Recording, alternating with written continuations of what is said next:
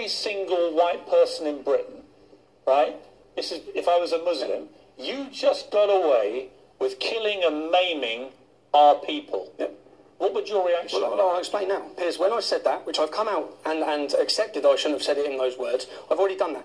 The video you've just picked, why haven't you picked the video after Lee Rigby was beheaded? Where in that video, in my first speech, I said there were 600 Muslims serving in the British Armed Forces who are doing a hell of a lot more than most of us. Yeah? If you attack a Muslim woman walking down the street, you're a coward. If you attack a mosque, you're a moron.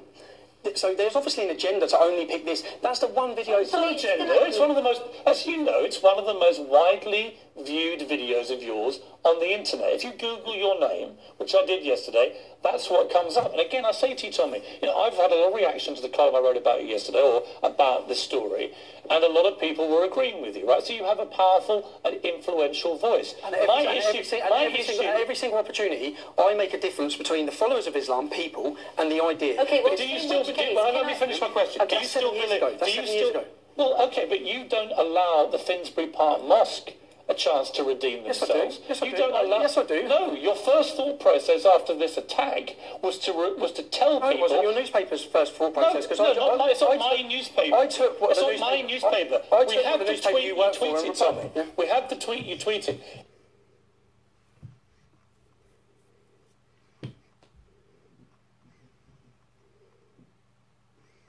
We have the tweet you tweeted, Tommy. We have the tweet you tweeted.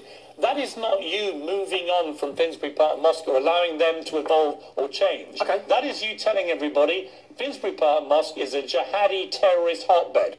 Well, it certainly was at one time, and the Daily Mail and the BBC agreed with them. Right? That's what you're saying in that tweet. I said it was. Now, say why are they not allowed to move on, but you are? You know the man who's just done this attack? Say we trace it back and we find that he went to a centre in Cardiff, and in that centre in Cardiff there was 4 speakers, and those 4 speakers were killing for the murder of Muslims. What will happen? No, let me finish. No, let me finish. What would happen is it would be shut down and they would be arrested. Now, Didsbury Mosque, it had one imam, Muhammad Adam, said that if you see non-Muslims walking down the street, you make sure they cross the other side, yeah? You do not say salam to them, do not show them respect. Tommy. If people, another hate preacher, no, please let me finish. I agree with you about, Piers, let I me finish. agree with you. Piers, please.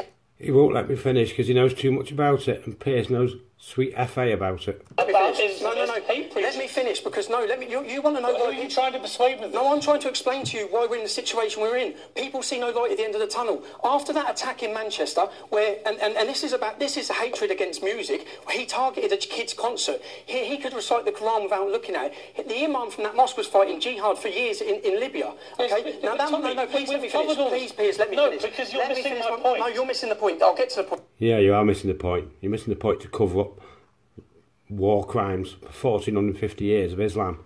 You idiot, Piers. This mosque, okay, so we've got people inciting murder against non-Muslims. What has been the reaction? Has any politician spoke about that mosque? Has anyone done anything about that mosque? They haven't. Do you know what the police done? The police went and stood next to him holding a sign saying "Stronger Together." Stronger Together, they've been inciting hatred and murder against us. I need to... And other mosques, okay, please let me finish. You need to stop talking. Sorry, You need to stop talking. The truth. Yeah, you do, because it doesn't agree with their bloody far left pro-jihad agenda. When the British public see this, when the British public see these things, and they see ISIS fighters walking on the streets, you understand it's going to create the problem you saw this week. We all understand this. And by the way... Because the plain fact is they should all be in detention. They should all be deported or put in jail, because they're haters. They genuinely hate us and want to kill as many of us as they can. Talk about it unless the British public are allowed. We have been talking about little else for the last 3 months on this programme. I have said many things similar to you. You've been brave. So here's my point. This is not about me saying everything you say is wrong. My problem comes... What's wrong with my accent? Let me finish. The way I talk, my background? Mate, we both went to comprehensive schools, right? You went to I went to a state school, mate. Yeah, you went to a school in Surrey? No, I didn't. I went to a school in Sussex called Chailey Comprehensive, right? Don't play the class card with me. You know nothing. You know nothing. I know a lot about growing up in Luton. You know nothing about growing up in Luton.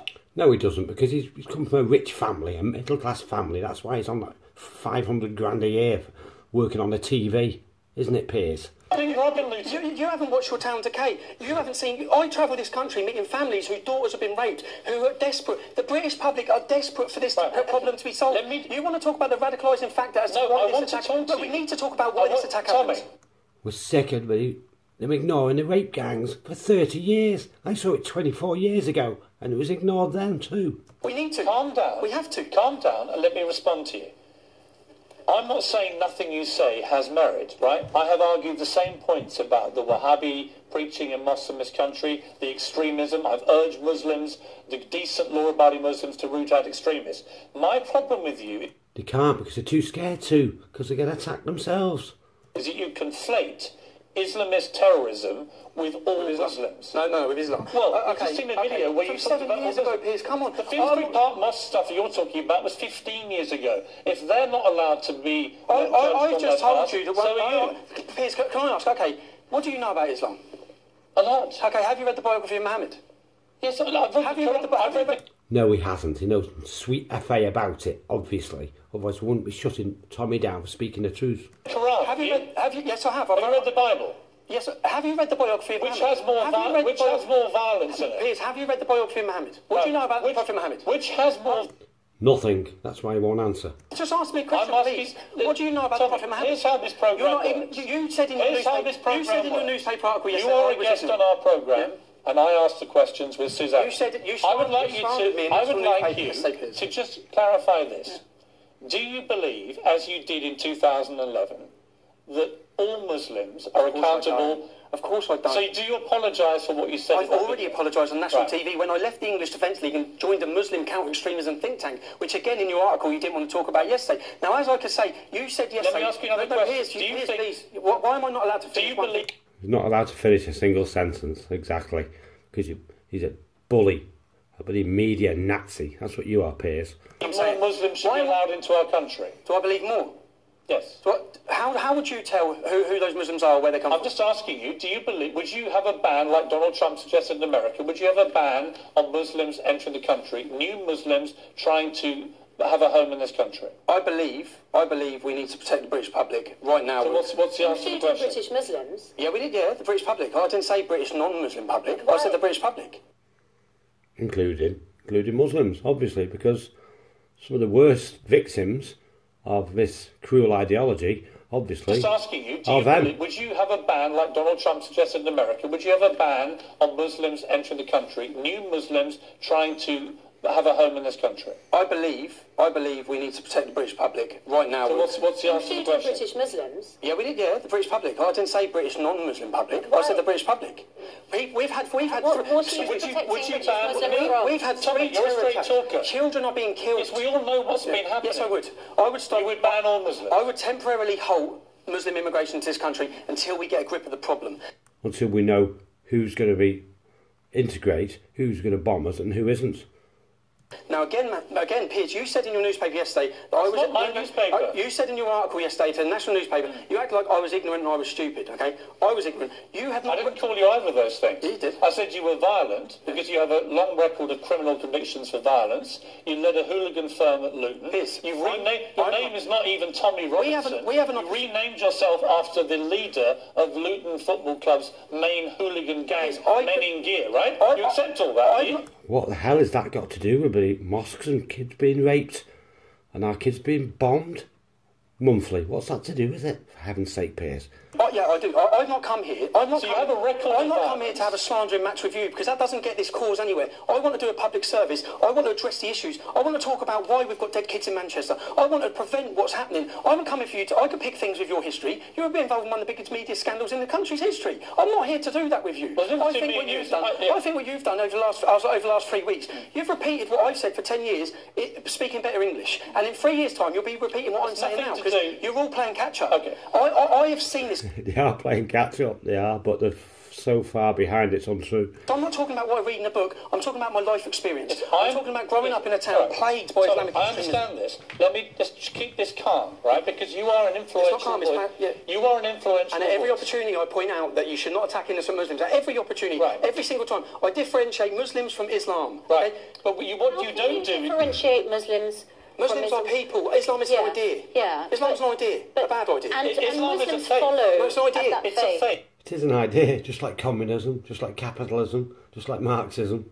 It should be called an Islamism. It's an idea that you can change your mind. No, it's a faith, like Christianity. Like Scientology. It's like all faiths. Like It's a Scientology? religion, it's a faith. Like Scientology? So, Tommy, an if idea. you It's an accept, ideology. if you're saying that the problem is with Islam, are you accepting that you're Islamophobic? Because there are 100 verses in Just this. yes or no? Yeah, there are over 100 verses telling them to kill us, to take our houses, to take our goods, to steal our children and to sell them as sex slaves. It's still got these verses in every Quran. If Piers or this woman had read any of it, she would know it. It's in all the verses, especially the Sunnah and a few others. No, are you Islamophobic? There's no such word as Islamophobia. Phobia is an irrational fear. It's not irrational to fear these things. Now, if I hold this book up and say, there will never be peace on this earth so long as we have this book, it's a violent and cursed book. That's Can I tell you who said that? Can I tell you who said that? Sir William Gladstone said that. Do that with, Sir William would Gladstone. you do that with, Sir William Gladstone really did stand up in the Houses of Parliament and say this is an accursed book, because he'd read it and he understood it and he knew how bad it was. the Bible? Show some respect. Show some respect. Show some respect for an ideology that's killed 250, 300 million. It's castrated 15 plus million Africans and whites. It's invaded dozens of countries. It's got barbaric and perverted from day one. Now, this Pierce guy doesn't know what old Mo used to do with little boys and girls, does he? But Tommy does, and I do. Respect. Have you read this book? People. Have you read this book? There's 100 verses in this book that incite violence and murder against us. It does 109 verses, do you reckon? At least 109 verses where it tells them to rob us and kill us and, enslave us, take our houses, take our kids. It really does save us. Show some damn respect for people's religious beliefs, right? I should show some respect for a book that incites murder against me. Put it down. And calls me an animal. No, I won't put it down. So, Right just now I'd feel like jumping up and smacking him, but that's just me. Thankfully, Tommy's, a bit more patient than me. William Gladstone held this book above his head in Parliament and he said there will never be peace on this earth so long as we have this book. It's a violent and cursed book. Was Sir William Gladstone, who we have statues across our capital city, was he a bigot or an Islamophobe? Winston Churchill... sounding like a complete Winston Churchill said that a person that's following Islam, is filled with Islam, is like a rabies-infected dog. He really did say this in his book, River Wars, in 1898. That was Winston Churchill, one of this country's biggest heroes. You dork. Piers. I'm quoting some of the best leaders in this country. You're sounding like a bigoted lunatic. No, I'm not. Basically, Winston Churchill you are an Islamophobe who hates Islam. No, I don't. You basically think all Muslims are to blame. We've seen you on video saying. See, he's shouting over every word because he's determined people aren't going to know this truth. And what you're doing now is deliberately inflammatory. It is deliberately poisonous. How is this inflammatory? And you are having the complete opposite effect to the one that you say you have. William Gladstone. You are stirring up hatred. You are abusing people's religion. You're abusing their faith. And you're being a complete disgrace. What do you know about the Prophet Muhammad? We've established nothing. You are ignorant. I know that you're... He's totally ignorant about the Quran, Muhammad, the Hadiths, everything. I know a lot more about it than Piers does. But nowhere near as much as Tommy, obviously. Deliberately What do you know about the Prophet? How are insulting people? Who have deeply held religious beliefs. And if you flouncing the Quran around in your hand in that disgraceful manner, this book is outrageous. This book is the reason we're in such a mess. No. That's a reality. No. Yeah, it is, because it encourages terrorism, encourages invasion, looting, dealing in slaves, demeaning us, laughing at us, calling us obscene, racist names since 627 AD, Piers. You need to learn this. We're in this mess because people take Islam, they are terrorists, and they abuse the nature of Islam and the wording of Islam, and they perpetrate evil, and it is completely wrong. And for you to try and claim that the vast majority of Muslims... And you know that how, exactly, because you know nothing about it, Piers. You're a typical posh, privileged, 300-400 grand a guy, Muslim apologetic. Who are decent, law-abiding people, to try and abuse and mock their faith and their holy book is an outrage. Their holy book. When you talk, when the sacred months have passed, slay the non-Muslims wherever you find them and take them captive and besiege them and prepare for them in ambush.